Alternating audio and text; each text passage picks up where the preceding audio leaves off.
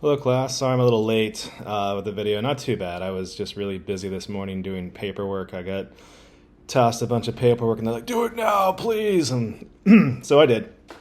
And now I'm done with the emergency paperwork, and now I can talk about the better parts of my job, which is chemistry. So, anyways, I said I wasn't going to talk about this, but I've given in, and I'm giving in. I'm going to talk about artificial intelligence. I said if you look at the news, basically half of it is on either Trump and AI, and the other half is everything else. So, and that's true in the chemistry world, and it's true in it. I guess AI is not as much of a big deal in the regular media. It looks like it's mostly politics right now, so maybe it's even higher on that regards. But AI is pretty big. So AI was the center of two of the Nobel prizes. I think in academic years. So I say this year. I think October is still this year because I think the year starts on August 1st. So, but I'm an academic. So, 2024 Nobel prizes were at least chemistry and physics were about AI. And we're always asking ourselves, well, what's the future? Where are we going with this? And I mean, of course, this is an unknown, right? I mean, this is like, what are we going to do? But there's huge potential in AI. And we're well, question. They have this robotic chemist and that kind of thing. I mean, honestly, I would love this. I would love to have a robotic chemist. That would be so great. You don't have to worry about chemical exposures and what I personally, I've said this before. I think chemistry, the lab and education we do it is outdated. I don't think we should have people in the lab and working with concentrated hydrochloric acid, concentrated sulfuric acid, and really strong bases. I think it's a bad idea. I think we can simulate it.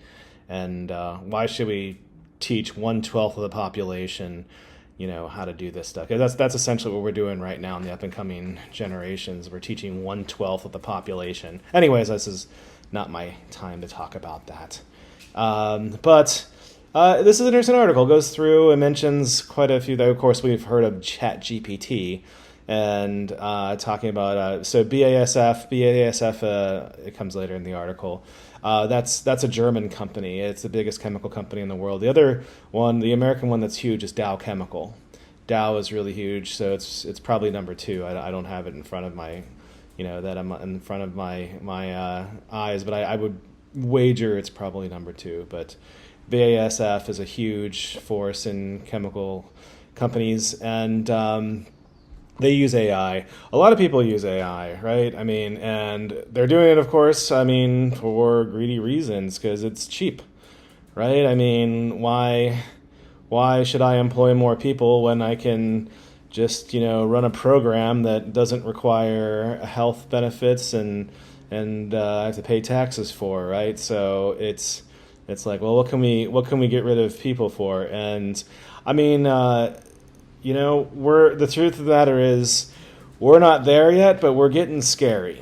We're getting scary looking at some of the things where we're at. It looks like AI is getting to be about as smart as a college freshman, which, like at least as far as output, smart as a college freshman, which in some ways is scary, but also, there's a lot more nuances that people have. I remember, for instance, so me myself, some of the research I've done, like looking at carbon clusters and silicon clusters, and people are like, oh, we can use silicon as the backbone for life. In my opinion, no, we can't. But I've studied carbon and silicon both in the gas phase. Carbon makes long chains. Silicon makes blobs. So they make kind of prolate blobs until about 19 atoms, and then after 19 atoms, they get to more spherical-looking blobs. But I don't know if an AI knows that. And of course, you can't form a structure like DNA from a blob. It has to form straight chains like carbon. So that's an example of something like I don't know if ChatGPT knows that. So I don't want to ask, because if ChatGPT is right, then I feel like the fool. But Anyways, but there are some things. There's already looking at robots in a previous video. I can't remember if it was fall or spring semester in the past, but they wanted to use the robot Play-Doh. Play-Doh is basically it's a kind of it's a more of a bus, but also like a waiter robot. Like it can bring you your food and you can take your plates. But I mean, you have to place it on there. It's a cool looking robot. I've seen that in Asia, especially Taiwan. So like a lot of places, starting to like their robots.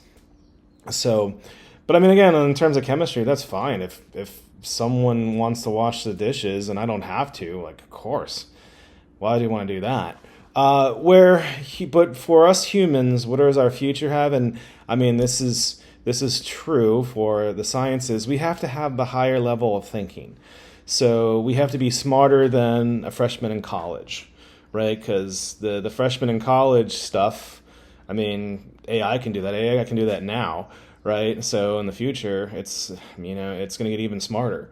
So, but also certain things like computer programming. I know AI can program. From the people I know in the industry, they say basically the AI programming sucks. So it's really low quality. So maybe it'll get better. So humans are still much better at programming, and humans we're better. Part of it is because we're better at thinking outside of the box, right? I mean, you give a task to a computer and it can do it really well, but thinking about how to improve the task, thinking about other ways to approach a problem, humans still win way, way, way ahead. And this chart here kind of struck me here. It's comparing ChatGPT 3.5 and GPT-4. I think GPT-4 is I think that's what we call ChatGPT. I'm not sure. I know GPT-3 was the precursor, but I don't know if the difference between 3.5 and 4. But anyways, you can see the jump in knowledge, and they gave these tests to the AI, and so Calc BC, the earlier version of BC didn't do very well, and the second version went really well. But I mean, part of it, I also wonder, like how well are you training these things? I mean, if you suddenly, I mean, if they're just solving calculus problems in general, but then if you train them to specifically for the AP test, I mean, that alone could be the big jump. You can, when you have AI, you train it with data. So if you took a bunch of data and trained it, so that I mean, then it gets really good at knowing that exactly way. It's kind of like you as a student, right? If you're studying, doing the homework, and you get used to a certain way a question is worded and what they're asking for, and suddenly on a test or a final, there's something different about it. You're like, oh no, what do I do? And so that's AI is doing the same thing. They're like, well, we can't see the pattern that came here, kind of thing. And so in a way, that's almost human-like, right? AP chemistry jumped up really high. And of course, and this is kind of scary, the GRE verbal, really high. But of course, ChatGPT is a language model. I mean, it makes sense that it's verbal skills. Oh, I guess my face is covering, so you can see GRE verbals really high up. And I kind of did chuckle at this, that the uniform bar examination, so 90th percentile on a lawyer. I still don't want AI representing me in a court of law. So I'd still rather have a lawyer. Of course, I don't really do anything that's too, nefarious. But if I did, I think I'd pick a human lawyer over AI for now. Maybe in the future. But of course, where our things are, it has to do with collaboration. I mean, where we're going is actually collaboration. And this frees up a lot of time for us to be human. So, and still with our minds to be human. So there are many things that AI can't do. And that's our job, right? So that's our job. And like what they've been doing with proteins and designing proteins, AI is really good at taking the amino acid sequences and turning them into three-dimensional forms. I mean, so do it relatively quickly, where a human take a very, very long time. Then humans look at it like, maybe we should move this a little bit, and then kind of ask AI, well, why don't you move that a little bit and then spit out the amino acid sequence. So, right, so then, that's where us humans are still, we're still, useful, and we're still better at AI with that. So, and there's other examples, but I mean, that's kind of where we're at. And in a way, it's scary, right? I mean, for jobs, what does this have to do with jobs? Basically, unskilled and lower thinking jobs are going away. I mean, I think about this. I mean, and it's not just in chemistry; it's in everything, right? I mean, I'm not important enough to need a secretary, but my cell phone has become my personal assistant, right?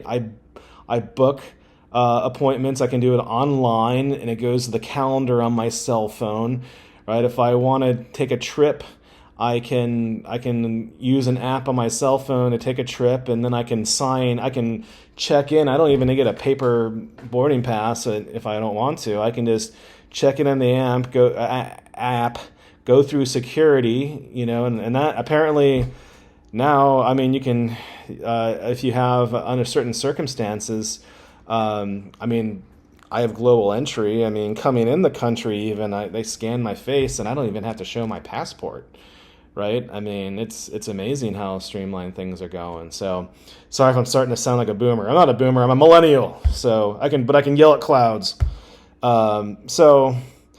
But yeah, and it's interesting the way that certain jobs are at, and where we're going away and we're coming, and the last part of it talks about education, and it's like, we need to embrace this. I mean, when it comes down to it, and I agree with this. It's something we need to embrace, but yeah, I don't know where we're going to embrace it. We haven't quite figured that out yet. Maybe freshman chemistry is going to completely change, and it's interesting that like introductory chemistry has not really significantly changed since 1960.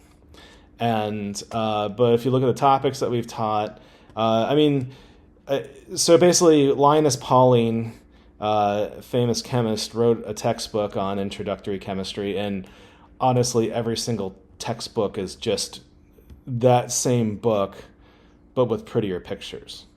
Right. So, and, of course, with this class, simulations and online homework and that kind of thing. Right. So it hasn't, like, the fundamental parts of general chemistry hasn't changed, because a lot of things we talk about are like equilibrium and moles. And what would be really cool, though, is if we can get away, if we don't have to do mole calculations. Wouldn't that be awesome? Like, and that would free up, like, then that's like a third of the course just right there, gone, right? I mean, if you don't have to do any kind of calculations with math. I'm talking about my general chemistry classes and prep chem classes, not necessarily a Chem 100. You guys, it's all conceptual for you guys. So you're still stuck with this, but like the intro chem classes where you have to do a lot of the math. I mean, can you imagine AI doing that for you? The argument I make with people is like long division.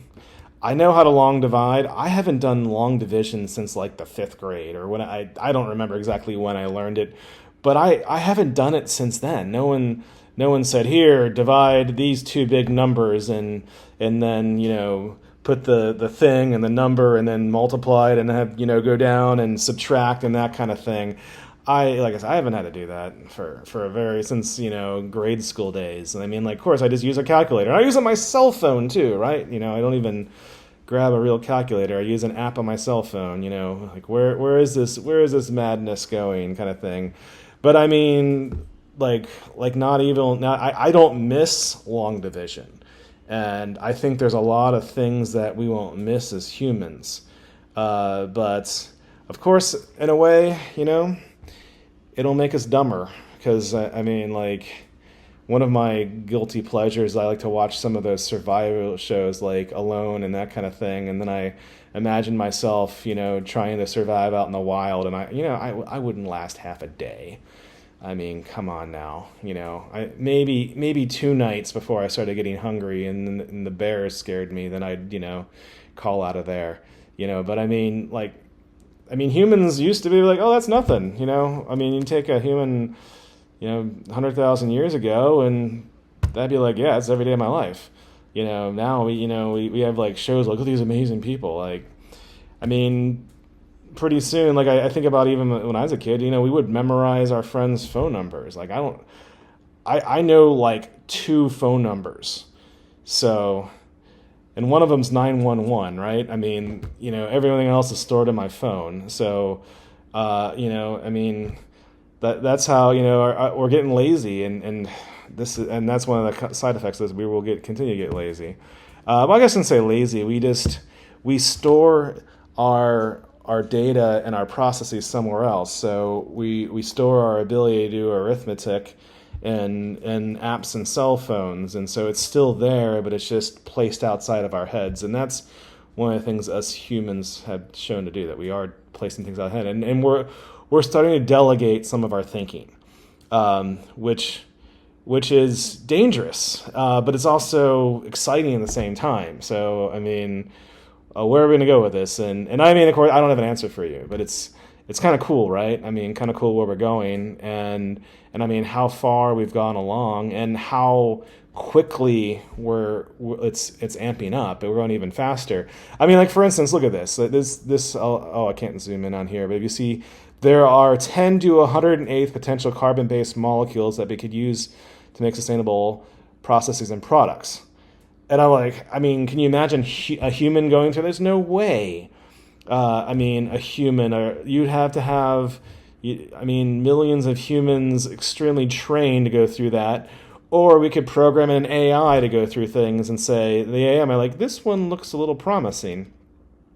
And then you either have a human look at it with a smarter AI, right, that does that. I'm sure even AI would probably program dumber AI to do their stuff too.